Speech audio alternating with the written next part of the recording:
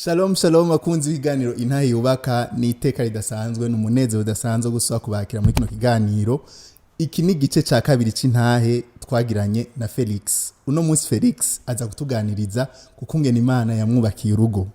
Hariho amakosa, hariho ibitagenze neza, hariho ivyagenze neza. Ukabura umusore utarubaka kino kiganiro nikigucike. Ukabura umwigeme utarubaka nawe nikigucike. Ukabura umupapa uri umumama ukaba ufise umugenzi canke inshuti batarubaka bahamagare kumviriza ino ntahe. Baraza kumva ibintu bikomeye ingene Imana yarongoye Felix mu rugendo rwiwe gushika himwubakira urugo. Kaze cyane Felix. Akoze Imana ishimwe nonge kuramutsa ndashimira ko muhandanya mukurikira intahe y'ivy'Imana yagiye kwa kuzima bwacu umva ko madotugiriwe tugakizwa ntibyahereye ngaho ubuzima burabandanya niba buhagaze umuntu akijijwe. Felix muri kino gice ca kabiri agarusa ari umuntu atekanye cyane. Mu gice ca mbere umuntu ashwanutse gose, mugabo muri kino gice ca kabiri nukuvuga ngo agira tuganiriza ibintu bikomeye. Felix wodufundurira cette fois-ci igiseke badutekereye vyagenze gute? Turashaka utuganirize ido nido ingene vyagenze. Karibu. Merci. Intahe yanje ihagaze ku kungena Imana yanyubakiye urugo ntibyoroshe ariko mbe nari nzi ko bizoroha ariko ntibyoroshe ariko muga muri Yesu bitoroshe Imana yaserutse yerekana ko ari Imana iseruka hahandi umuntu bidashoboka cyangwa bitagikunda. Uko byagenze jewe nk'abajene bose umatarakizwa ufise ivyo wiyumvira bindi navuze yuko ntagomba mvuge ko iyo partie y'umatarakizwa ariko maze gukizwa nafashe ingingo yuko nto kuyandurisha guhagarana naka kuvugana naka muri iyo kote y'ibijanye byo tubona bigezweho uyu munsi aho umuntu wese abayumva avuga ngo abayumva kumenga akeneye umukopine umukope akeneye umufiance akeneye bakundana. Je rero maze gukizwa numva yuko ivyo bintu ntibiri muri devoir yanje kandi herema iza kumbaza mu mwaka wa mbere mu mwaka wa kabiri sinaye guhavura ndakubwira ngo nzubaka umwaka munaka cyangwa ndifuza kubaka ntibyarimo maze gukizwa. Ariko uko igihe cagiye umuntu abandanje akakorera Imana buke buke igihe kimwe numva nanje biranjemwo kumva yuko ndakeneye umuntu yawe cyambere cyo uko byagenze nashaka mvuga ngo muri jewe byanje mvuga ati ndakeneye umufiance ariko umufiance ndavuga ati je nk'umuntu akijijwe nkuko nafashe ingingo sinakwirukanga ndakeneye kumanza gusenga. Ibyo niyumvira ubwa mbere yaho nuko niyumvira yuko biroroshe yuko umufiance nzomuronka kubera ko navuga ati ni umuntu mwiza nta bakobwa njamwo nta nzoga iby'inzoga byo mva ntibikunda kuko dukijijwe tuba twisezeye ariko wumva donc ndikunda korera Imana nta bubandi ndimwo nta wescro nta bantu ndiko ndabesha uri umuntu muzima nyene umuntu akeneye numva ndiko ndabaho nyene ngomba guhimbara Imana rero navuga ati uwo no kwegera antuka sinzorondera untazi nuwo nzi kubera ko azoba kijijwe kana wazobakuze nazoba nzi uko sino kuri umuntu ntibibaho. Rero navuga ati ndamubwiye ndamwegereye bizosha bikunda hamwe n'abandi mugambi w'Imana azoba ari ego amen. Mu byo ntashaka sinashaka yuko novugisha umukobwa hama byanse mvugisha uyundi nzi ngo nzovugisha uyumwe naje yavyemera amarishe tubanda igende neza. Rero icyo cyimviro kimaze kunjamo cyo kumva yuko nifuza kubaka rero apwe yaho bimaze kunzamo ndafata ingingo yo kuvuga ati reka senge mugabo mw'iryo sengesho nari namaze kubona umuntu imbere yo kusenga apana Imana inyeretse imbere yo kusenga yego namaze kubona umuntu afatanye n'ibyo jewe nshaka cyangwa cyapo umuntu afise muri we wumva yuko ariho woba donc wowe unezerewe umuntu afise muri wese afise igicapo ciwe haba afise muri we uvyibushe uba ufise muri we wonze ufise muri we donc wirabura w'inzobe tuba turimwo nyewe naho tubivuga. Rero uwo muntu ntangwa gusenga uwo muntu je ndamubona ndasenga mfata umwaka wose nsenga hari muri 2019 navuga ati 2020 ncana naprosha wa muntu ndamubwire namaze umwaka ndiko ndamusengera cyari kiba kitoroshe umwaka wose umaze kurangira numva ntafisanda bihera ariko nawe mfise umugenzi anyegereye ndamubwira ati mugenzi je hari umuntu jewe maze igihe nsengera kandi numva nobwira ivyanje ntabwo wagize yuko ashobora kumugutwara muri uwo mwaka wose wo kirikura musengera oya kwa ngo umuntu aba yumva menga afise kwizera yuko naho yoje ari wanje rimwe namaze gukonfirma jewe namaze guheza yuko ari wanje rero ndamuganirije asharankonsera arambwira ati rero uko bimeze nimba urasenze hama ikindi nacyo ukaba uwo muntu umwiyumvamo igisigaye ni kimwe wewe mwegere hama wumva ivyo girane icyakubwira ubimubwira icyakubwira nisho uzoshigirane uzokorerako uyo mwene data ndamwegera nkuko yamfise imigabo mu mutima naye nzi gukoresha byavansa navuga ati nta mpamvu nimwe iyo nyankiriki iyo bikura hehe maze n'umwaka wose umusengera urumva nanasideho n'uruzitiro nyine wumva ko bimeze neza ariko ndamwegereye siko byagenze ntiyanyemerera avuga ati urakoze ariko ntibikunda yambwiye 3-4 yambwiye ati ntibikunda ntiyakubwiye n'igituma oya yambwiye ati ntibikunda ndimva ne aya ni byandi by'abakobwa ngiye bavuga ngiyanga nta mpamvu yo vyangiriki ususa kandi ugerageze canke ubita umwaka wose mbana ndi ndasenga uyundi mwaka imyaka 2 numva ngo tugeze 2021 kwako muri gahunda nafise nakaine navyanditsemo mvuga ati 2020 fiancé nzoba ndamufise hamangire relationship canke imigenderanire fiançaye imyaka 2 2020 ngire mariage numva ngo nongeye ku mwaka byari bipanze neza byari bipanze byari byanditse hama umwaka wiyongerako ndimo ndasenga hama nonga ndamwegera wa wundi nyene numva ntorekwa kuko navyo byari muri gahunda yanje ati singomba yuko niyararaza mvugisha uyu mvugisha uriya bisa nabi ndamwegereye arambwira ati je nakubwiye ntibikunda bishoboka ndavuga ati ngira ngo kumbure sinzi ngo yari impamvu ntumbwire ko wongeye kundi mwaka feri nongeye ko yundi mwaka nongeye ko yundi mwaka ndindiriye ariko muri uyo mwaka hagati ndamuvugisha ambwira ati basi wagenda usenge basi genda usenge kuko muri iyo minsi ava yaho nagira n'indoto waranarota kimwe mu byo navuga sinigeze ndota yabaye umugore wanje warota gute none oya nararota nk'ibindi duhurira mu bindi hamwe utuntu nyabwa ati kombe ko ndenda namurota nivyo deja umva nigeze ko ndamurota yaje mu gikorwa nsanzwe ndimwo nza mbona ubwo nyine mu gatondo arahari navuga ati byose kumbure biri mu ma confirmation ariko arambwira kandi yuko bidashoboka wiyumvise gute mu mwanya kubwiye yuko bidashoboka ijya gatatu yakuri jewe numva ko bizokunda siniyumva ko menga yavyanse numva menga bizokunda ndafise abagenzi nashaka nanaganira babanyegereye cyane nabwiye ati burya je ndahura n'ibi bimeze ukuntu bamwe ati sha ufise festival ufise gushishikara courage ngiye bizokwavansa ko umwe tufise ndimba bizokwavansa ariko umva abara abantu kandi babona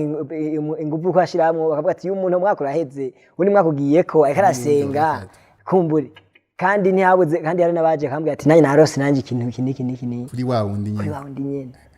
indoto ni hatari bantu b'Imana niza ko utazakuvuga ko kindoto tujya conclusion yuko umuntu kwirefira ku ndoto gusa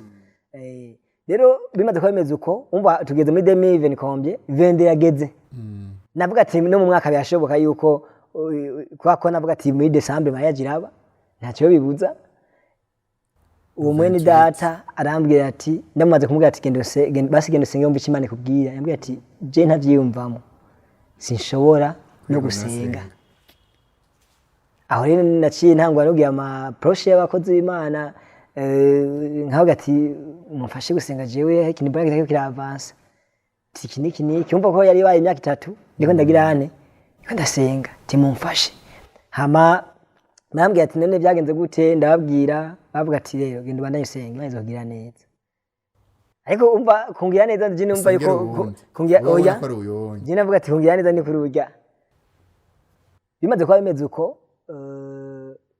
nuvuga ngo ntangwa gucika intege ko mwaka wa gatatu uvuye mwumva nuvuga ngo 2020 tayivuyemo ntangwa gucika intege nkarekura nkarondera donc byashitse ndarondera abandi babandi ubona hakwegereye wandi uvuga ati kumbe winari mubwira ngo ntava byanka ndegere wa mbere yambwira impamvu birashoboka okay wa mbere natumwe kwegera navuga ati rero uyungiyeko mana akaba ari we jewe ndamubwiye aca nko film yeme bikaba atanyemereye cyamenya katari simbandanye burya ndamwegereye ndamuvugishije tuganira yamutuzinanye twegeranye arambye ati rero je nimba wavyumviyeko reka nanje ngenda vyumvireko ndanabisengere ko wewe umba wimanye iminsi mugabo kayema nta minsi nende bimaranye nombeshe kumva harandi naye maze ivyimviye iminsi cyo ndavuga ati ukaba utampaye nyinshi no munsi tubireke basi mugabo nimba nyinshi wifise kwa kuranzi haisho ngaya niwiri guraja kure uranzi urambona misi turi kumwe kenshi rero ntibwaja kure wenda kwiyumvira ibindi bidashoboka ari oyo umbwire ari umbwire ahambye ati rero je ndakwiyumvamo niko yambwiye ko nyene akore nakandi ako niko kandi kameze kamba baje mpore tinanyiyumvamo datana bati nanyiyumvamo kweli ngize mu nzira nanga kwiyumvira ko ikina mwemye umwanya ugenda kuvyumvira basi yivuma ne murega basi agenda kabisengera basi akavyumvira ko mbenge yako hari gihe bavuye akavyiyumvamo nyene uwo birarengana haci iminsi ndasubira kwa wa wundi mwe wa mbere w'imyaka ndamwandika ama message ndagira ama approach kimwe mu byo yakoze amaze kubona yuko nguma ndamu approach ya brotse nimero guhera ku nimero zose mfise no kuri Facebook no kuri WhatsApp ndogo nubariza atade bloka ni abiraba neza no kuri aze yugurure vraiment kame mu nti wasubirayo baramutse ya wese no subira vraiment imangiriye neza imana ishimwe rero bimaze ko bemeze uko ndasubirayo ndamuvugisha mu message yambwiye ijambo ryambabaje ko yakoze ahantu numva tokora yambwiye ati wewe sinzi kubera kwiyurije yuko bidashoboka sinzi gituma undondera jewe ndafise amakenga no gakiza kawe nibaza ko dakijijwe aho rero yakoze aho yevuma mbwiye yuko ndi mugufi akambwiye yuko ntari mwiza umwe ariko numvise mbabaye bya bindi bwa none namusambanije namusabye iki nagize iki numvise menga mbwiye ikintu nanje kindengeye ndababara cyane gutyo ndavuga ati reka rero iyi situation ndayireka ariko byabingoye kuyirekura kubera iki ingingo nafashe ubwa mbere yuko umuntu nzokwegera nta wundi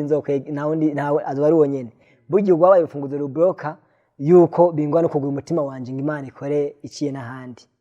rero ntatibye mu majambo byango abumva ntahe ntibarambirwe uko ibyaciye bigenda Imana iza kungirira neza après aho marayege n'uwundi nega n'uwundi barenga batatu bose bambwiye ati ntibishoboka je ndiyumviye ati kumburwa bwose ko Imana ivuga ko Adamu yamusinzirije je ngenda nkanura ngira nico kibazo mfise ngenda ndimbe none no sinzira gute kugira ngo basi Imana ikore ibyo igomba gukora ndavyiyumvira ndabona no bikora no girane gushika naho mfata inyoba ati Imana gushika isaje sinzoswa gusengera ivyo mufasha urabizi narasenze aho ngeza nasenze sinavuze narushe oyavuze aho ngeza nasenze by'ukuri sinzosubira icyo iyo dossier ndayiretse igihe cyose je nasenga hageze gusengera kuko ibintu nk'ibyo by'uwanje ndabisengera apwe naje gusengera ibindi by'abandi canke by'ibindi no sengera mpejeje n'acamanika amaboko wacitse intege ho atanabandi uzosubira kwegera kubera ivyo bintu byose byari bimaze kubako oya sinavuga ngo nacitse intege yuko ndazosubira kwegera uyundi mugabo nafashe ingingo yuko atawundi no kwa approach mu bwo buryo ngende kumubwira ivyo navuga ati reka ndindira Imana kwako mejeje gusengera ibindi byose imitwaro nasengera ico no sengera nashamanika amaboko imbere y'Imana kavuga ati Imana ibyanje urabizi ni wewe iryo sengesho njya nsenga umwaka wose urahera. muraryumvise abariko barasenga Ni ukuvuga ngo aho tugeze muri 2023 rero 2023 uko Imana yaciye inkorera igitangaza, Imana yangenderera. Donc je nagize inzozi ava yaho ngize inzozi, iyo nzozi nca nibaza ngo ngize inzozi y'umukobwa nayo isanzwe nzi, cavuga ati kumbure ko uyu mukobwa ndamurose, kumbe ngira ngo ni w'Imana, ngira ngo basi yobe basigomba kunyorientako. Ariko ava yaho nayo maze igihe abo dukorana ibikorwa twasengeye bavuga ati umuntu wese asengeye icyo yumva afise nk'umutwaro agishira imbere y'Imana candika ahantu. Hama jewe ndandika, barambwira ati mbwa twabonye Felix abantu bose baza gushinga intahe ngaha, bavuga ngo nzoshinga hanyuma. Jewe bigenda nkuko nyene babivuze, sinenda bizi ko bizogenda. Hama Imana kumika ikimenyetso, ikimenyetso yampaye ikimenyetso narose je mbona ndota uwundi mukobwa atari wa wundi nabana ndota. Sinaba ati Imana inzi nyere ku wundi, bizongo birashoboka yuko Imana ishaka kunyubaka ikampa uwundi, ko namva ko wa mbere bya byanse kangirane. Aho turacha ko tuvuga umwe wa mbere, umwe wa mbere byanse kamvamo. Umva rero maze ko iyo nzozi byashe bikomfe mu mutima wanje ati Imana izongera neza nk'uwundi mukure mu mutima wanje, ko numva menga byanse ko ndamurotira. Rero maze kwa bimeze uko ndose uwo muntu sinabareka ndamwaprocheje twaganira, ariko numva ikirere nticemera. Ariko igitangaza rero uyo muntu yitiriye amazina na madame wanje, nenda muzi uwo muntu, ariko madame wanje twari dusanzwe dukorana ibikorwa by'Imana. Ndamucako tumanye imyaka urenga hafi 4. ntiwamubona? Ntamubona. Kimwe cyuko nari sinziriye niho nashira gitabura ati yongwe washyizemo ingufu zawe wagwanye usinziriye, iyo ugirane iyo masakanura ariko wabonye umuntu wawe. Uko byagenze je maze kwegera bambe maze kwegera uwo muntu umva ntibipasije. Wewe ntwari inzona namubwira? Oya, twaganiriye numva ikirere numva biransi. Ndabwira n'abantu byari umunina rose kuno babagenzi, ariko numvise umutima wanjye utavyemeye, ibyo biba yarenganye. Nta munsi waheze bukeye nari ndi mu masengesho nyene yatwa jour, hama ndavuga ati Imana je ibintu nzobiva mu ryari, ko maze imyaka nifuza kubaka, ndavyumva muri je numva ikibazo nuko numva muri je hariho n'umuriro wuko numva nshaka umuntu. None hari ikibazo giki ya byakunda basi ko bimva mu basi nkibandaniza by'agakiza basi ti ubu maze kuvugisha 1 2 3 bogenda kabibwirana yuko ngenda mvugisha abantu byogica ko kibazo ndi mukozi w'Imana kagakiza kawe usakana kabaza kwe. Rero iyo basi bya bimvuye muga nkumva ntibikunda yuko n'ubundi yuko bimbamo. Ariko uwo munsi rero ndiko ndiyimvire vyiwe mfise ibyo bibazo nkuko nyene mu gatondo nicaye nyene numva ijwi rimbwira ati vugisha naka. Tangi madame wanje yitwa Claudine.